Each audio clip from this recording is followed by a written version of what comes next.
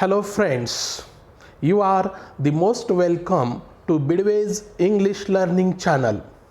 Dear friends, today I would like to introduce you a new story entitled by The Cope and the Anthem, written by O. Henry. I am going to explain this story in two parts for your better understanding. Dear friends, before going to start the story line by line, let me give you the introduction of the author O. Henry.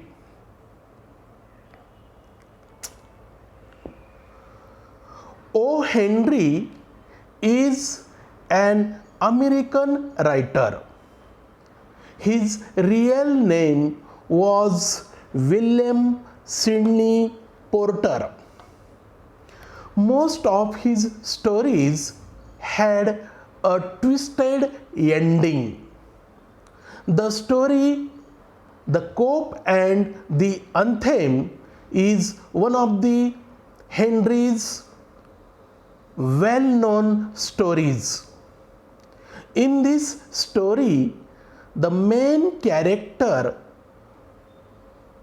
Soapy, has a criminal background. He makes different plans to re-enter prison. As he has no shelter to protect himself from the severe winter. The story ends in an unexpected way. Initially, Soapy feels that there is an easy living in prison. The notes of an anthem transform him and he resolves to work hard. The irony of fate is that the moment he realizes he wants to lead an honest life, he is arrested. Soapy's desire was to get the shelter in his winter island. Here, winter island means prison. Soapy used to spend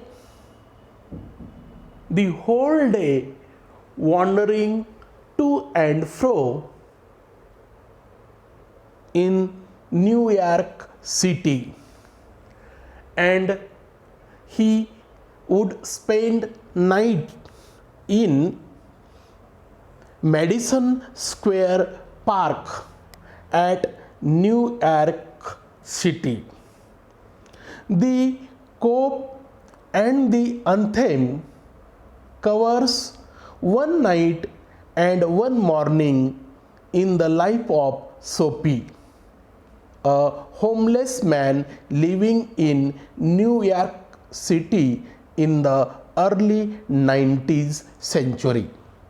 When it's warm, Soapy lives in Madison Square Park.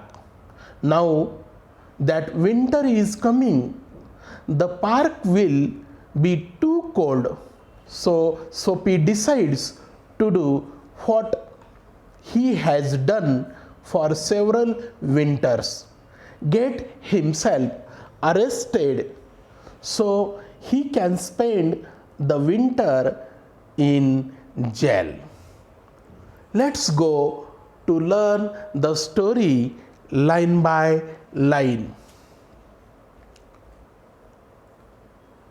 After getting up early morning, Soapy left his bench and strolled out of the square and across the level sea of asphalt where Broadway and Fifth Avenue flowed together.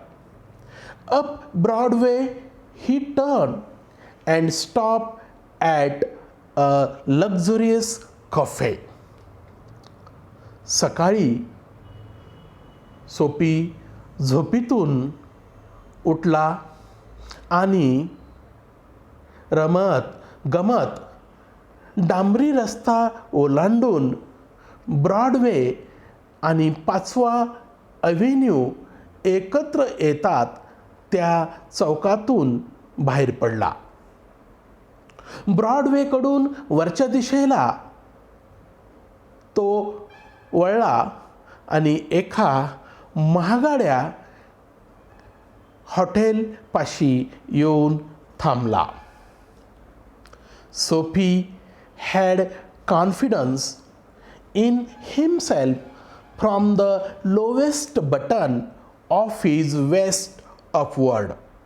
He was shaven and his coat was trim and his neat. Black bow had been presented to him by a lady missionary on Thanksgiving Day.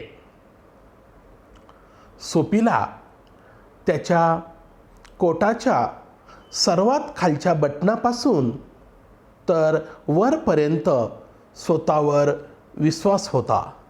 त्याने सुंदर दाढीही केलेली होती. त्याचा कोटही ठाकठीक होता आणि विशेष म्हणजे थँक्सगिव्हिंगच्या दिवशी एका मिशनरी स्त्रीने भेट दिलेला एक छानसा काळा बो त्याने लावला होता. Friends, Thanksgiving day is celebrated in Western countries on the 4th Thursday of November. On that they celebrate by giving presents to their best wishers and eat traditional meals on the occasion of Thanksgiving Day.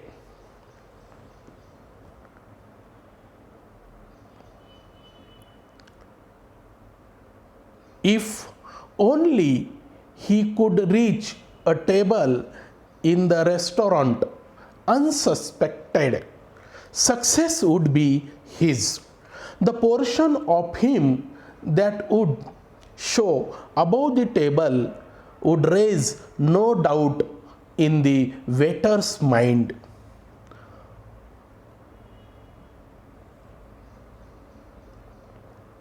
कोणतीही शंका न येता रेस्टॉरंटमधल्या एखाद्या टेबलापर्यंत त्याला पोहोचता आले तर यश नक्कीच त्याचे असणार होते. टेबलाच्या वरून दिसणारा त्याच्या शरीराचा भाग पाहून वेटरच्या मनात शंका आली नसती.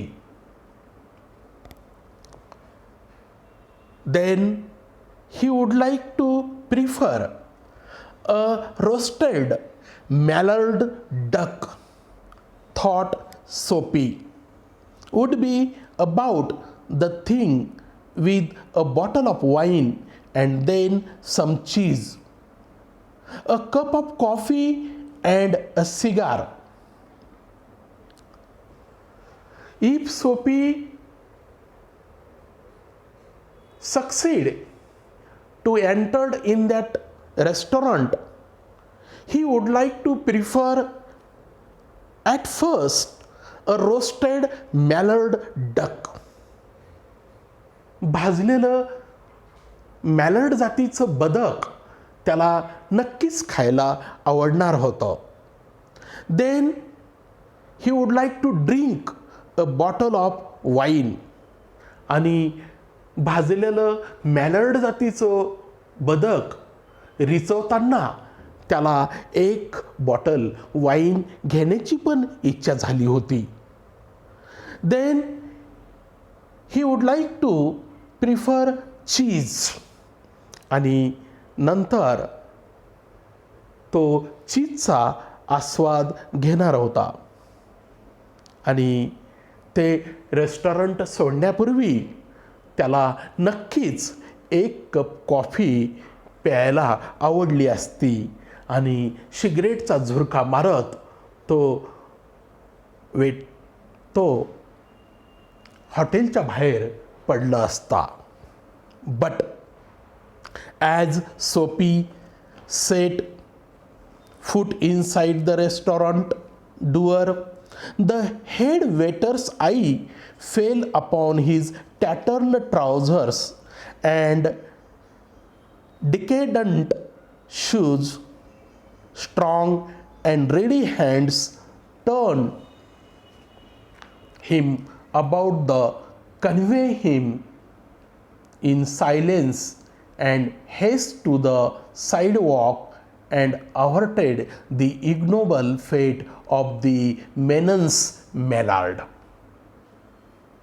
मात्र रेस्टॉरंटच्या दरवाजात सोपीने पाय ठेवताच मुख्य वेटरची नजर त्याच्या फाटक्या विजारीवर आणि जीर्ण झालेल्या बुटावर पडली. आपल्या भक्कम आणि तयार हातांनी त्याने सोपीला मागे वळवले आणि हळूच त्याला बाहेर काढून घाईघाईने रस्त्याच्या बाजूला नेले. त्यामुळे मॅलर्ड बदकाच्या नशिबातला लाजिरवाना धोका यावेळी टळला. सोपी turn off Broadway. It seemed that his route to the coveted island was not to be an easy one. Some other way of entering the limbo must be devised. सोपी ब्रॉडवेच्या विरुद्ध दिशेला वळला. आपल्या आवडत्या बेटाकडे म्हणजेच जेलकडे घेऊन जाणारा मार्ग काही सोपा नाही हे त्याच्या लक्षात आले. त्या तुरुंगात शिरण्यासाठी दुसरी एखादी युक्ती शोधणे आवश्यक होते.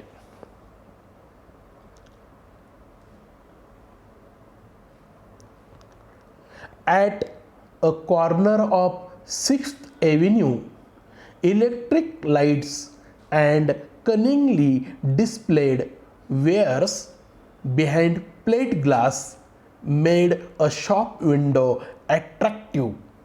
Sophie took a stone and dashed it through the glass. People came running round the corner, a policeman in the lead. Sophie stood still with his hands in his pockets and smiled at the sight of brass buttons.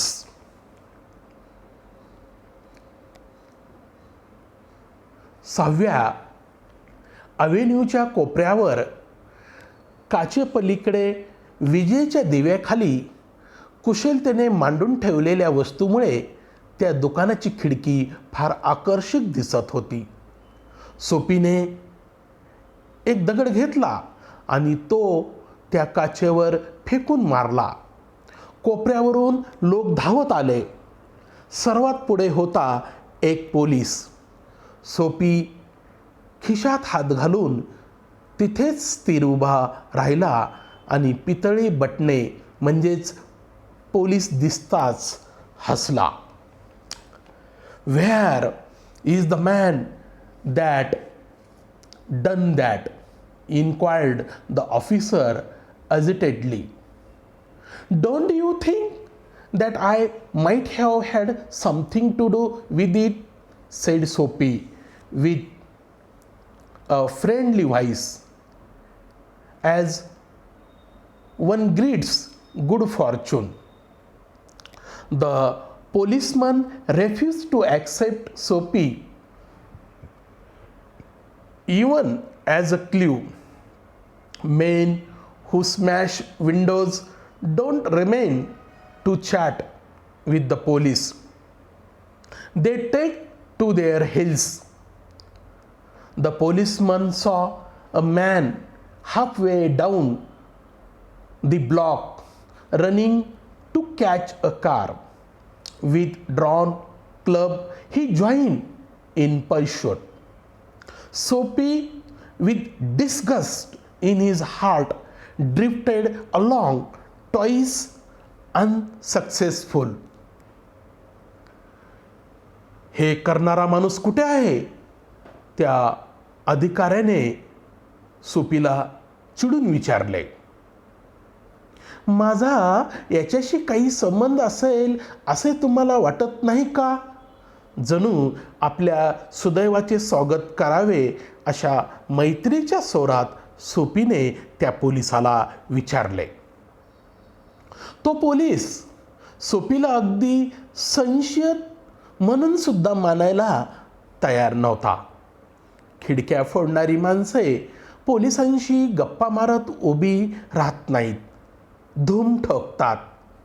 ब्लॉकच्या अर्धा रस्ता पुढे गाडी पकडण्यासाठी पळत जाणारा एक माणूस पोलिसांनी पाहिला आणि आपला दंडुका उगारून तो त्याच्या पाठीमागे धावत गेला. दोनदा अपयशी झालेला सोपी मनातल्या मनात चडपडत पुढे चालायला लागला.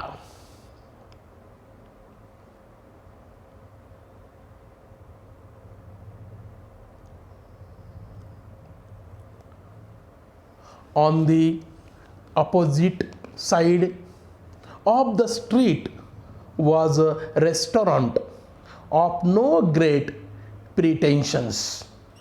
It catered to large appetites and modest purses.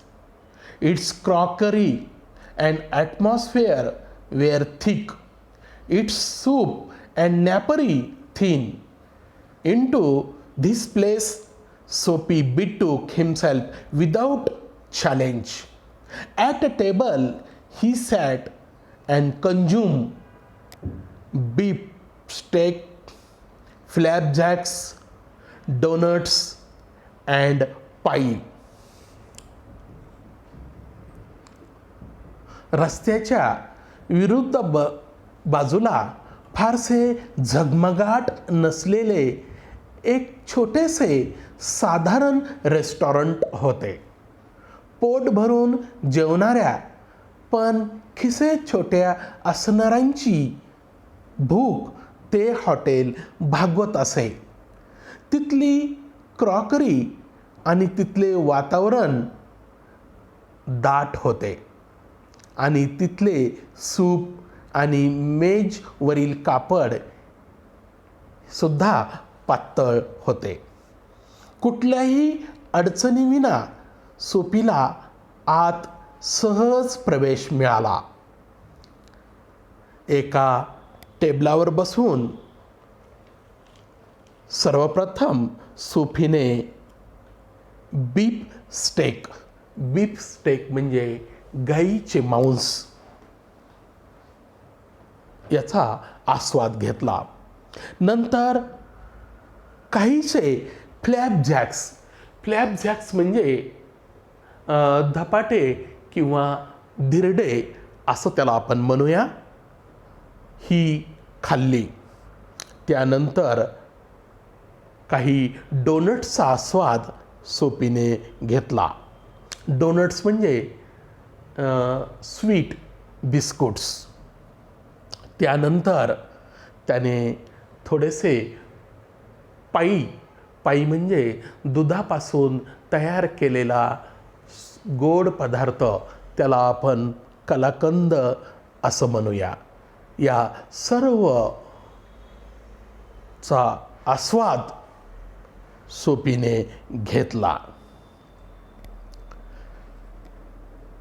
And then he told the waiter the fact that the minutest coin in himself were total strangers.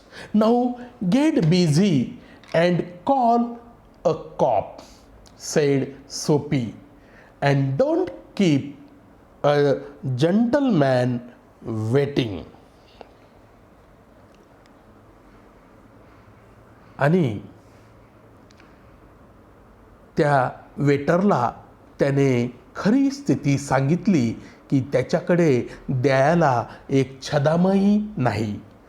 आणि त्याने वेटरला बजावले, चल आता लवकर जा आणि पोलिसांना बोलव आणि माझ्यासारख्या सद्ग्रस्ताला जास्त वेळ वाट पाहायला लावू नकोस. No cop for you, said the waiter with a voice like butter cakes and eye like the cherry in Manhattan cocktail. Hey कौन? अरे भामट्या, तुझ्यासाठी पोलीस बोलवायची मुळीच गरज नाही. लोण्याच्या केकसारख्या मऊ आवाजात आणि मॅनहॅटन कॉकटेलमधल्या चेरीसारख्या लाल भडक डोळ्यांनी आपल्या सहकारी असलेल्या दुसऱ्या वेटरला आवाज दिला. Neatly upon his left ear on the cellar's pavement, two waiters pitched Soapy. He arose joint by joint as a carpenter's rule opens, and dusted his clothes. आणि दोन वेटरनी सोपीला नेमके त्याच्या डाव्या कानावर कठीण फुटपाथावर नेऊन जोरात आदळले. सुताराची मोजण्याची पट्टी उघडावी तसे आपला एक एक अवयव उलगडत तो उठला आणि आपले कपडे त्यानं झटकले. Arrest seemed now but an elusive dream. The island seemed very far away. आणि अटक होणे हे आता एक दुष्प्राय स्वप्न वाटू लागले. बेट खूपच दूर राहिल्याचा भास सोपीला होऊ लागला. Dear friends, here I have tried to explain the story, the cope and the theme in first part with our mother tongue also. Now remaining part of the story we will see very soon in second part. If you like this video, share and comment, and don't forget to subscribe my channel. Thanks for watching this. Goodbye.